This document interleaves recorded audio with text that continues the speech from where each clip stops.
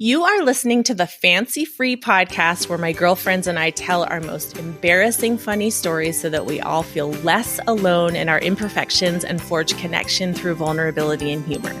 I'm Joanne Jarrett and I'm your host. And today I have with me a new girlfriend, Jennifer Hamilton, that I discovered on TikTok, you guys.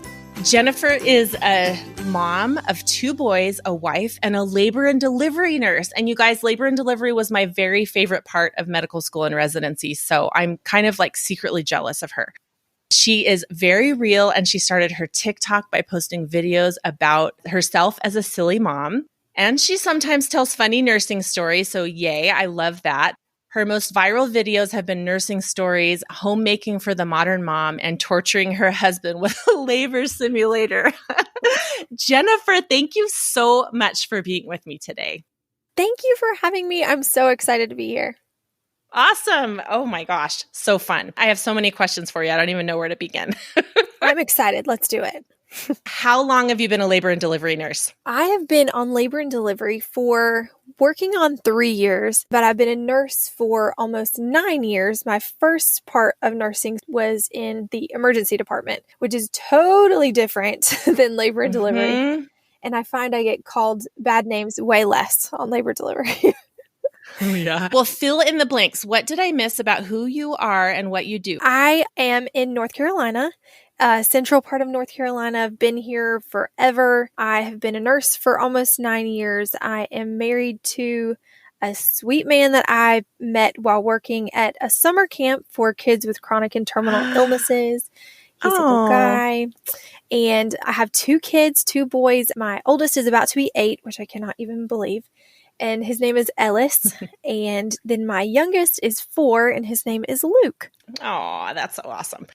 So how was the labor and delivery experience for you personally? Wait a minute. You had both of your kids before you were an L&D nurse. I did, yeah. And that actually made me want to be a labor and delivery nurse. I actually got to be delivered by one of my friends who was a labor and delivery nurse. And she kind of, told me about how different it was from what I was doing in the ER. Because in the ER, you can have, like 30 patients a night. And then in labor and delivery, on a busy day, you have 2 patients. So being able to connect with somebody, it really makes a difference. So when I was looking for a change from the emergency department, I kind of just got burnt out. It just kind of sucks your soul a little bit. You have just tragedy and pain. And so I was looking for something different. And I saw that there was like a weekend option position on labor and delivery, and I just went for it. And by the next week, I had the job. So it wasn't anything that I really planned out in my life, like, I'm going to be a labor and delivery nurse. It kind of just happened, and I wouldn't change it for the world. And I appreciate having my ER experience behind me because, if you come straight into labor and delivery, you almost feel like you're in a vacuum that, I'm dealing with babies and pregnancy. But there are sick people that have babies. And so you have that on top of, Oh, I love that. My favorite OBGYN when I was in residency was an OBGYN who had been a family physician first. And I think it just gives you such a different base, similar to your situation, but on the nursing side, where you had all comers and you learned about physiology and emergencies from a whole body perspective. Yeah. Your patients are really lucky. Oh, you're so sweet. Oh, they are. Yeah. But you can look at a symptom and you can alert their physician of something that you think is a red flag that another labor and delivery nurse just might miss. Even though, they're all highly trained. Yeah. That is so awesome. So tell me just really quick how your labors went down. I love a good labor story. They went fantastic. My first one, I had a great pregnancy. My labor, I was induced partly because my doctor wanted to go to an Avett Brothers concert and did not want to be on call for me. We call that a social induction, but usually it's for the patient. Right. This time it was for the doctor. I know. And this was back when inductions were way more acceptable, when it was kind of just elective. Yeah, that went super, super smooth. And then my next labor, I had such a terrible pregnancy. I gained like 70 pounds of just fluid. I could not get my feet into shoes. It was just, I felt like an Oompa Loompa. But my labor went great, right? So they just bring you in, start Pitocin, break water, and then like 6 hours later, I had a baby. So had epidurals with both of them, which I love. Love an epidural. Oh, that was my next question. What'd you do for pain control? Love an epidural. Well, whenever I first went in to have a baby for the very first time, I was like, I want to try to do it natural, right? But I should have known that that was not going to happen because for me, I am a wuss. I am the biggest weenie of all. I'm the queen weenie because I pass out with anything. Oh my gosh. I just night. I just go to sleep. I passed out getting my ears pierced, blood drawn, flu shot, TB test. Like if it hurts, I'm gone. So I got to like 3 centimeters or something. And you were like, goodbye. And I was like, yeah, I'm done with this part. So I think that's really interesting. Do you think that you have an overactive vasovagal response to pain? Oh yeah, definitely. Yeah, I have that too. I pass out is so inconvenient. So it's like, come on, dumb. I like my heart. I feel so grateful to my heart because in general, it serves me really well. But there's this one thing that it does when it's like, please don't slow down to 20. 20 isn't going to do anybody any good. That's rude. Oh, it's so rude. Yeah. Yes. Oh my gosh. Okay, let's go through your rapid fire questions. What was your first job? I started working in a hospital when I was 15. I guess you can't really call it a job because I wasn't paid, but I knew that I wanted to be a nurse so bad. And my mom was a nurse in the hospital, so she hooked me up with like being able to volunteer at the hospital. Awesome. And so I would do the things that, nobody else wanted to do, but I would kind of insert myself into anywhere where I could see something happening fun. Yep. And speaking of passing out, I was on the labor and delivery unit volunteering, and they're like, oh, this baby needs to get their blood drawn. I was like, I want to see. And this poor phlebotomist is drawing blood. It's just me and her in this room. And she said, oh no, the vein blew. And in my 15-year-old mind, I'm thinking like explosion. Like, oh my gosh. I didn't know what that meant. It's a terrible phrase. I passed out on the ground and they had to call my mom, but I stayed firm, knew I wanted to be a nurse, and I just kept watching stuff and kind of desensitized myself. But yeah, working in a hospital, I guess I've always worked in a hospital. Oh, that is amazing. Yeah. What's your favorite joke? Okay. I heard this a few weeks ago and I cannot stop cracking up about it. And I hope I say it right. Okay. What is the difference between a dirty bus stop and a lobster with big boobs? I can't imagine. So many differences. I know. One is a crusty bus station and the other is a busty crustacean. I love it so much. Oh my gosh. That tickles my funny bone because I love a good play on word. You've given me my new joke. Yay. I can't wait to tell my Right? It's a good one. Yes. So good. Oh, yes. Okay. What is your home decorating style? There appears to have been a struggle. That is my home decorating style. I'm constantly worried that, like, if I die in some weird way and they have to come figure out what happened, they're not going to be able to. They're going to be like, was there a struggle here or was this just how it was? It's very similar to when I say, if 911 ever has to be called, they're going to be like, you've been ransacked. No, that's just the way we live. It's just the way. I've told my husband, like, if I fall out anytime, you just need to drag me out to the front yard, please, because I do not want them coming in and this household into the equation, whatever you do. Right. I'm going to be judged post-mortem. Oh my gosh. I knew I liked you. Oh, you're so sweet. Oh, that's awesome. Okay, what's your Enneagram number? Oh, I love the Enneagram. It's so wonderful. Me too. I'm a type 2, which I feel like is pretty common for nurses to be a type 2. The type 2 is the helper. Part of being real is that every marriage has its sucky moments, Oh, heck yeah. And we are not all perfect people coming together to have perfect marriages. We've had struggles, and one of the ways that we kind of went through it and everything was obviously therapy. It's great, wonderful, awesome. But we took an Enneagram course and learned about not only ourselves, but each other. Changed the freaking game. Oh my gosh. I hear you.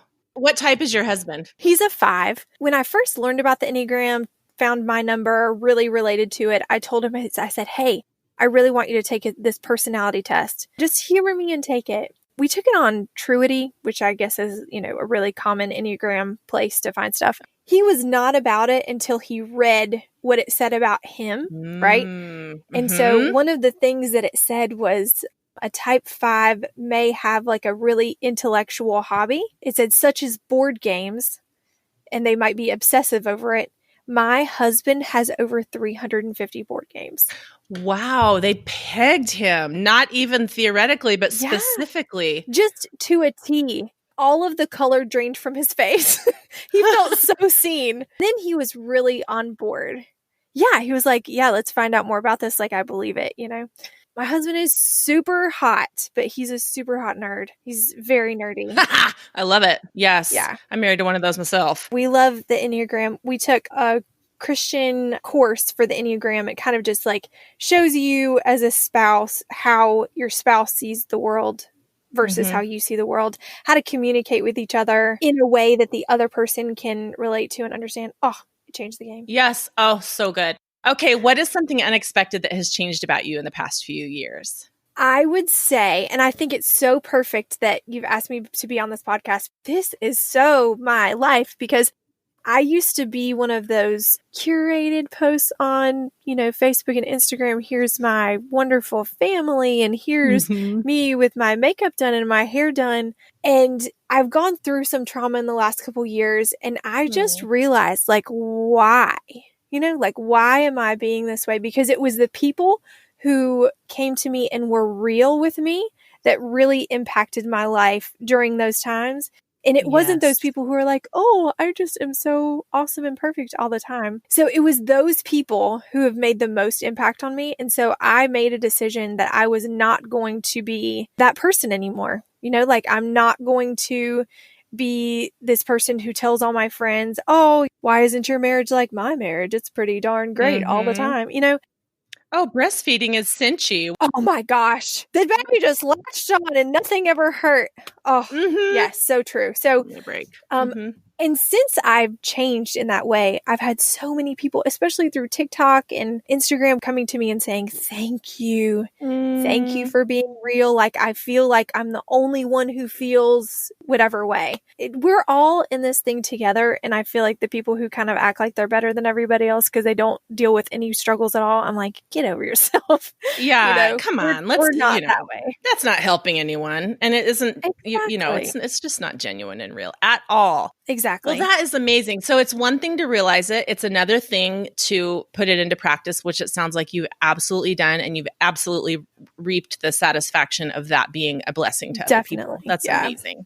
Okay. Well, as you know, the point of this podcast is to share our not so fancy moments so that our listeners don't feel like the only fool in the room and that they can look at somewhat professional or sophisticated or high profile women and remember that no one is as fancy as they look. So what do you have for us today? Oh, girl, so much, so much. In thinking about this whole podcast, I was like, what can I talk about? And I think the one that most recently has kind of been one of the more embarrassing situations in my life is getting an IUD.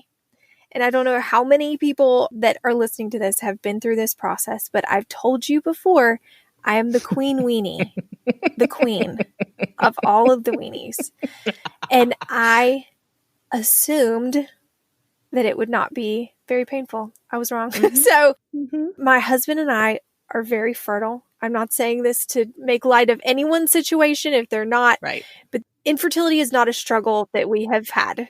This is our reality. My husband can sneeze from 3 houses down and get me pregnant. So we were unexpectedly blessed with our first child. And after he was born, I told my OBGYN, I really would like to have an IUD to kind of take the guesswork out of pills. And, I was breastfeeding, so I'd have to take the mini pill if I was, yada, yada. Yep. And I'm really not great at pills. So let's just take that out of the equation. So I went with my husband to go get the IUD. And I'd heard all my friends saying, oh, it was nothing. Didn't even feel it. Just a pinch, Well, I woke up with my with my legs over my head and smelling salts shoved up both of my nostrils, and my OBGYN holding his face because I kicked him directly in the face in my passing out fainting motion. And so I have such a vivid picture in my head. I think my body was like, get out of here. And I turned to look at my husband, who looks completely unfazed. He knows that this is just the territory with me. And I asked my OBGYN, I was like, did you do it? He's like, no, you kicked me in the head. Like, of course I didn't do it. Is it in there? No such luck, sister. No. He said, mini pill for you. And so I was so afraid of getting pregnant that I taped my birth control pack to my phone. Oh, that's brilliant. And set an alarm. Wow. My mom said, you look like a hoe. Like, you cannot be going around here with your birth control pack taped to your phone like this. But it worked.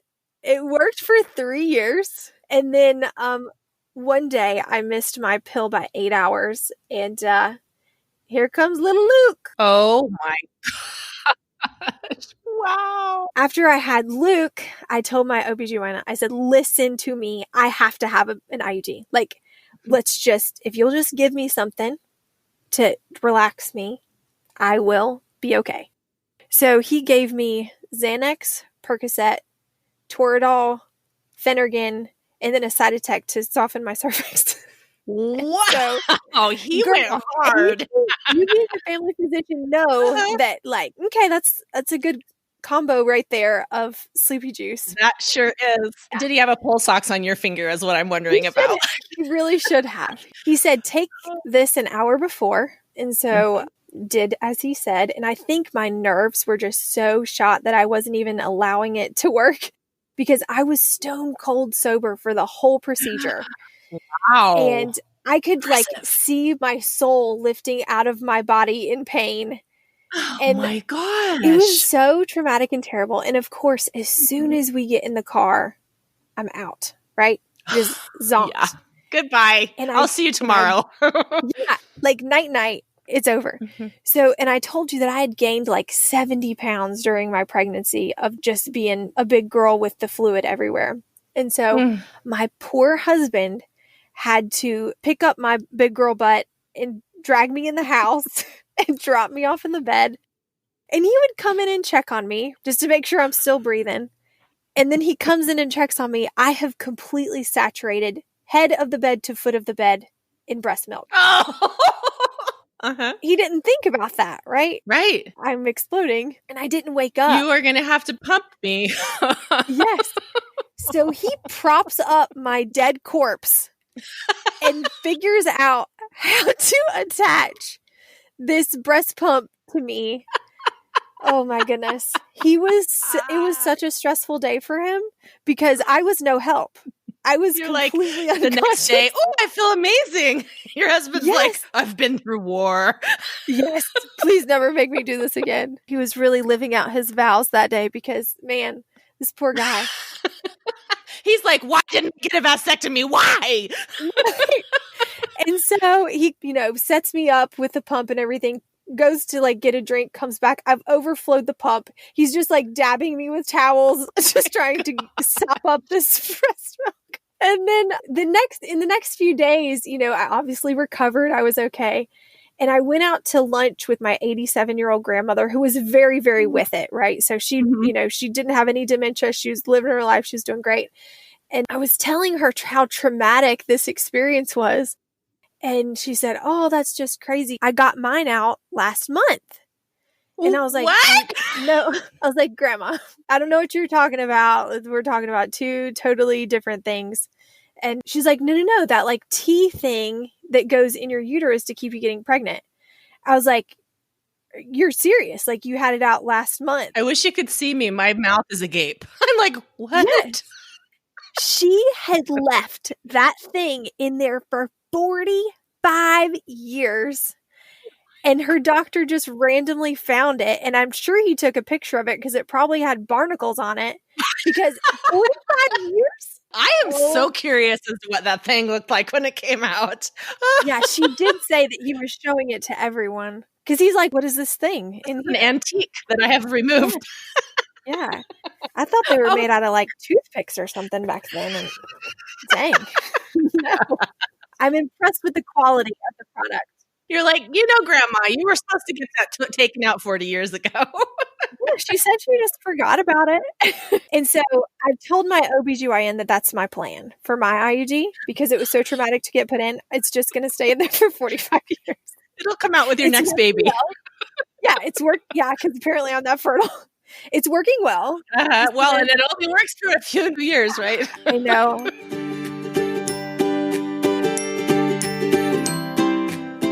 This episode is sponsored by the Family Personalities Podcast. Do you ever wonder why your kids and your spouse do the things that they do? Sandra, a Myers-Briggs personality type practitioner, and Em, a personality type enthusiast, dive deep into family, relationships, and parenting using personality type to help change the way you see your family. You guys, I love personality types, and I specifically love this podcast about personality types because Sandra and Em present it in bite-sized pieces. You don't have to have previous knowledge of the personality type constructs that they teach. And they specifically structure it so that we're talking about relationships within a family unit and give tons of examples and really great concrete ways to tell the different types of personalities in yourself and your loved ones. And I'm a true believer that the more you know about your personal makeup and the makeup of your loved ones, the better your communication can be and the happier your relationships can be. Episodes release every Tuesday. Find Family Personalities on your favorite podcast app. And I will be a guest sometime in the near future, and I'll make sure I let you guys know when that time arises. But until then, subscribe to the Family Personalities podcast. You and your relationships will be better for it.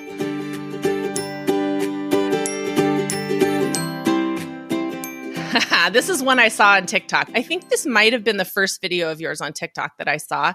Tell me about the music that your patient requested. Oh my goodness. So I had a very sweet patient and I came into work and she was pushing, right? So, you don't really have that much time to get to know somebody when you come in and you're like, okay, I'm Jen, let's push together.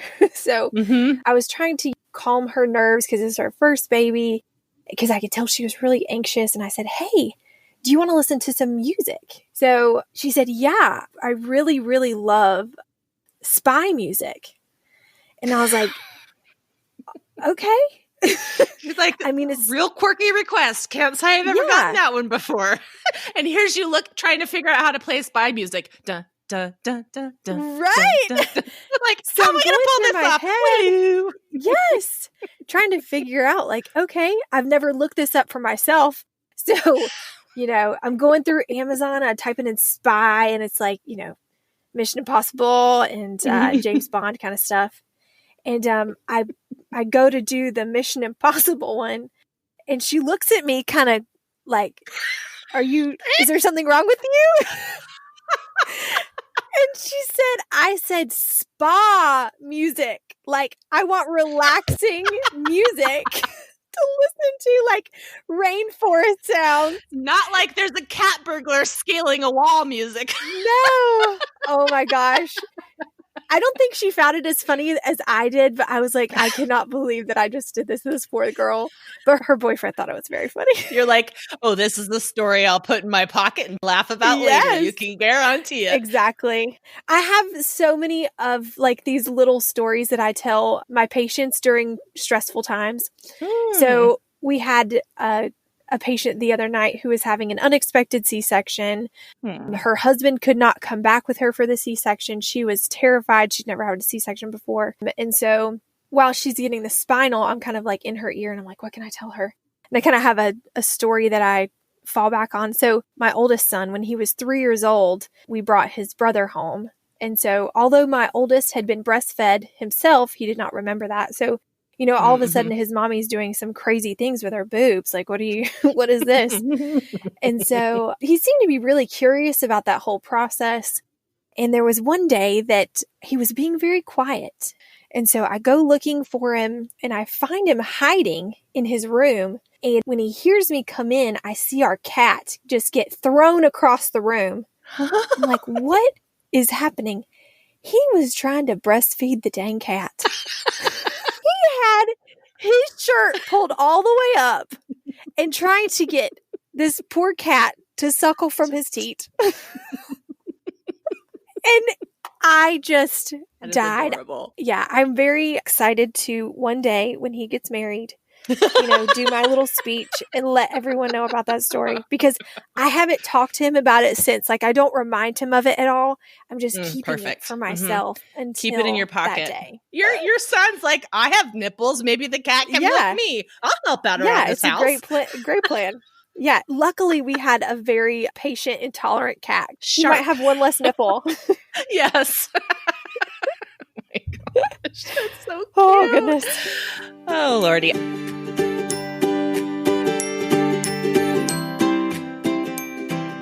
Would you be willing to share one surprising thing about you that nobody would be able to tell just by looking? Sure. My husband and I are debt-free beside our house. Wow. Yeah, we don't like debt. So it was maybe a couple years ago now. We were actually on the Dave Ramsey show doing our debt-free scream. That's cool. We paid off all of our student loans, cars, all of that stuff. Because when we first got married, I first realized, oh my gosh, you can get a credit card and get whatever you want.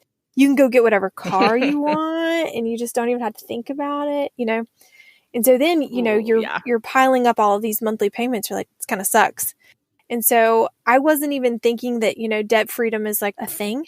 And so I had started listening to Dave Ramsey, and we just went all in. We paid off $26,000 in a year. And then just like clockwork, though, as soon as we got home from Tennessee, where we had been on the Dave Ramsey show, both of our cars die, like completely. No. And our basement floods. And when it flooded, they came in and they're like, oh, you got major problems that have to be fixed immediately. So then it was like we immediately got back into debt as soon as we paid everything off. And so just last week, we finished again. So we are officially debt-free again. So we've done it twice. Awesome. Congratulations. Yes. And this time you knew how to do it. Oh, that's amazing. Yes. It feels so great. You are really young to be debt-free. That is incredible. Yeah. We're consumer debt-free. So we have no credit cards. We have no car payments, none of that stuff. It's just our house payment. Oh my gosh, that's wonderful. I am impressed. I'll link in the show notes to Dave Ramsey's website so anybody who's interested in doing that can look it up. Cool, yeah. All right, tell my listeners where they can find you. Okay, my main social is probably TikTok. I'm on there a lot. And my TikTok is Jen Hamilton, but there's underscores in front of Jen, in the middle, and then Hamilton. So it's underscore Jen underscore Hamilton underscore. And that is also my Instagram handle. I am also on YouTube. I'm just now starting my YouTube channel, and that will have the same handle. I try to make it easy. I'll link to all of that in the show notes. Oh my gosh, Jen, you have been so much fun. Thank you so much for being with me today. Thank you so much for having me. This was the highlight of my week for sure.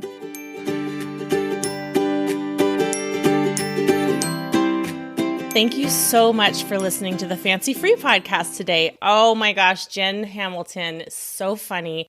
You guys, if you thought the stories she told today were good, there are just as many more for later in the week as a bonus episode. I am so excited to bring you that episode later this week. You're going to love it. Make sure that you check out the show notes for today's episode at fancyfreepodcast.com/episode 84 so that you can get all of the links that we discussed and find Jen so that you can follow her on all of her social media. Next week on the show, we have a really interesting guest, Kerstin Lind. She is the author of multiple faith-based books, the most recent one called Where's My Crown for Acting Like Everything is Fine. She's also a QVC host. She is so interesting, and we had a lot of fun. You're going to love that episode, so make sure you come back next week. The easiest way to make sure you don't miss it is to subscribe to the podcast so that new episodes pop into your feed every Monday morning, and then whenever else bonus episodes pop up. If you have a story to tell, remember to email me at notfancy@fancyfreepodcast.com or go to fancyfreepodcast.com, click the red button, and record one there.